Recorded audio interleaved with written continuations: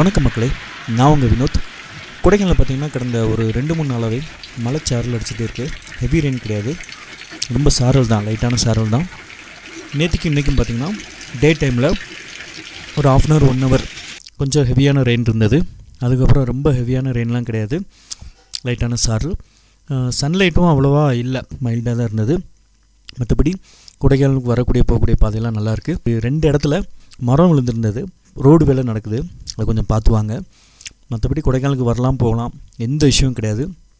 கேரளாவில் இருக்கக்கூடிய அந்தளவுக்கு பயங்கரமான மழை கிடையாது, தாராளமாக வந்து என்ஜாய் பண்ணலாம். ஆகஸ்ட் 15க்கு ரூம்ஸ் புக்கிங் போயிட்டுருக்கு. ஸோ அட்வான்ஸாக புக் பண்ணிக்கோங்க. அது வந்து சலைத் மாதா திருவிழா டைம் கொடைக்கானலில். ஸோ ரொம்ப பீக்காக இருக்கும். ஏப்ரல் மே விட பயங்கர கூட்டம் அந்த டைமிங்கில் இருக்கும் கொடைக்கானலில். ஸோ அந்த டைமில் நீங்கள் வர பிளான் இருந்ததுன்னா அட்வான்ஸ் பே பண்ணி புக் பண்ணிக்கோங்க. வேறு ஏதாவது உங்களுக்கு தகவல்கள் தேவைப்பட்டால் கூப்பிடுங்க. நான் உங்கள் வினோத். இன்னொரு புது வீடியோவில் உங்களை மீட் பண்ணுறேன். பாய், டாட்டா.